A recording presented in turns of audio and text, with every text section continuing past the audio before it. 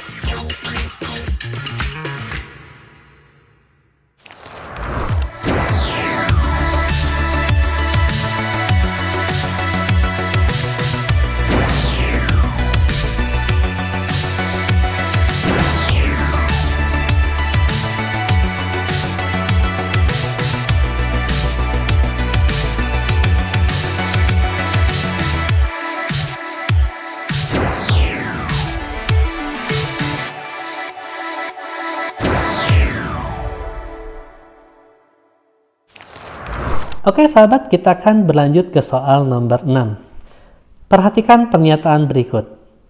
Nomor 1, alat pembayaran pengganti uang dan bernilai kecil. Kedua, dapat digunakan untuk pembayaran biaya tol dan biaya parkir. Nah, pernyataan tersebut merupakan produk bank berupa apa? Iya, benar sekali, itu berupa e-money, ya. Gitu ya. Jadi electronic money atau e-money dapat digunakan sebagai alat ya pembayaran pengganti uang untuk transaksi yang berulang dan bernilai kecil. Nah, nilai uang dalam e-money akan berkurang saat pemegang kartu melakukan pembayaran. Nah, penggunaan e-money misalnya untuk biaya parkir, masuk tol, dan membeli barang-barang di minimarket. Oke, kita berlanjut ke soal nomor 7. Berdasarkan kepemilikannya, bank dapat dibagi menjadi bank pemerintah dan bank swasta.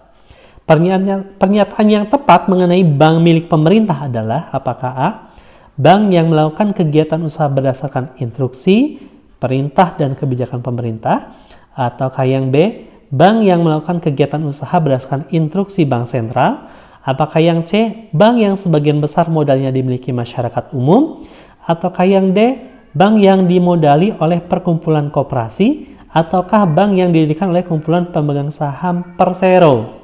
Yang manakah terkait dengan pernyataan yang tepat mengenai bank milik pemerintah?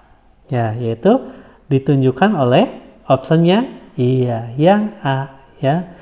Bank melakukan kegiatan usaha berdasarkan instruksi, perintah, dan kebijakan pemerintah. Ya. Nah, bahwa kita ketahui sebenarnya bahwa bank pemerintah itu adalah bank yang akta pendiriannya dan sebagian besar modalnya dimiliki oleh pemerintah, serta melakukan kegiatan usaha berdasarkan instruksi, perintah, dan kebijakan pemerintah. Nah, bank yang dikelola pemerintah pusat, ya, contohnya adalah ada PT Bank Mandiri Tbk, ada PT BRI Tbk, ada PT BNI Tbk, ada juga PT BTN Tbk. Ya, itulah yang termasuk contoh bank-bank yang dimiliki oleh pemerintah. Kita berlanjut ke soal nomor 8. Ya. Nomor 8. Nah, Adam menyewa barang dari sebuah bank syariah. Penentuan harga sewa dilakukan pada awal kesepakatan atas penyewaan barang kepada Adam. Bank syariah akan menerima imbalan berupa pendapatan sewa. Bank syariah tersebut telah menerapkan prinsip ya, apakah yang A, ijarah, apakah B, wadi'ah, apakah yang C, wakalah, apakah D, murabahah, ataukah yang E, musyarakah, terkait dengan ilustrasi yang disampaikan di soal nomor 8 terkait bank syariah tersebut. Ya, yaitu berkaitan dengan, iya benar sekali, yaitu berkaitan dengan ijarah. Ya, ijarah. Apa sih ijarah itu? Nah, prinsip ijarah ya adalah di sini kegiatan penyewaan ya suatu barang dengan imbalan pendapatan ya, imbalan pendapatan sewa tentunya. Nah, objek transaksi pada prinsip ijarah berupa jasa sewa. Nah, pada akhir masa sewa, bank ya dapat menjual barang yang disewakan ya kepada nasabah. Nah, penentuan harga sewa dan harga jual dilakukan pada awal perjanjian ya. Lalu apa sih yang dimaksud dengan wadiah? Wadiah itu adalah pihak pertama menitipkan dana atau benda kepada pihak kedua selaku penerima titipan ya. Terus wakalah. Wakalah itu apa? Nah, wakalah itu adalah penyerahan, pendelegasian dan pemberian mandat.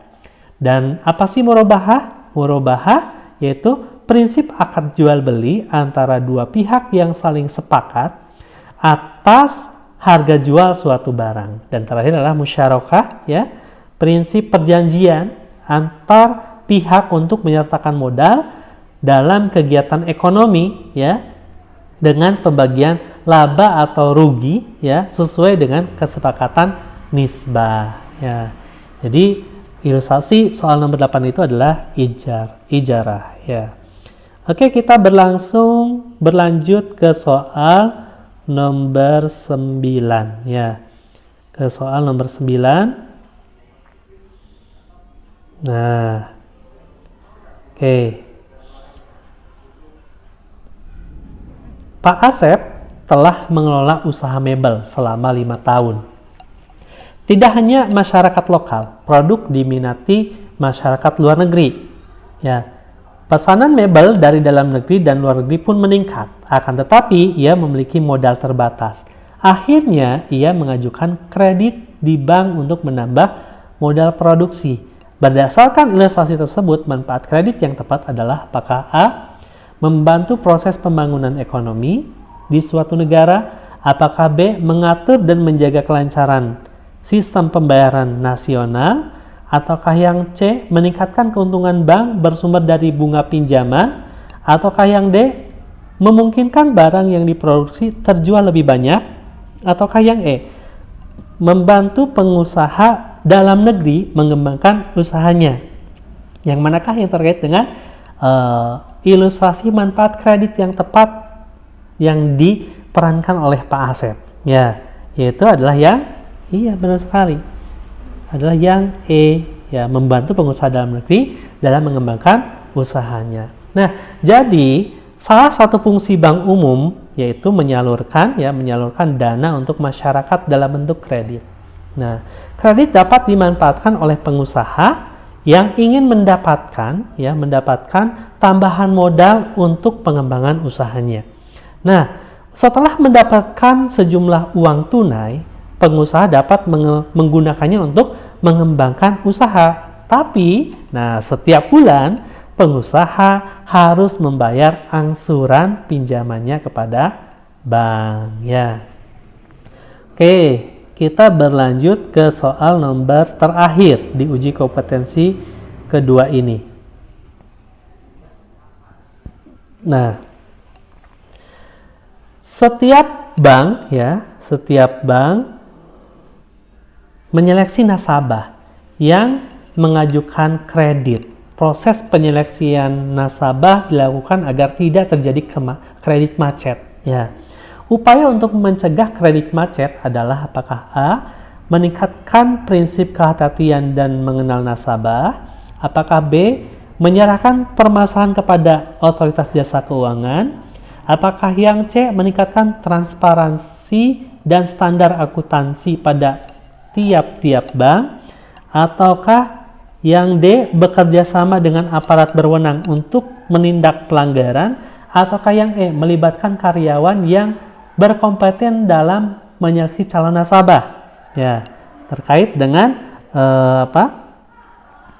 untuk mencegah kredit macet ya yang dilakukan oleh bank, yaitu dilakukan oleh option yang iya benar sekali, yaitu ditunjukkan oleh option yang A.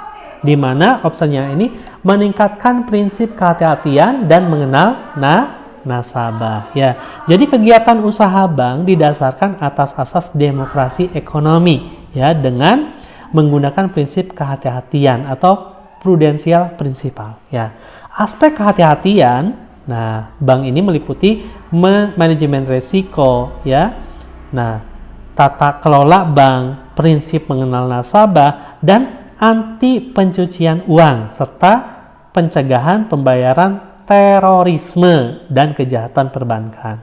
Nah, prinsip kehati-hatian dalam rangka melindungi dana masyarakat, ya, yang dipercayakan kepada bank.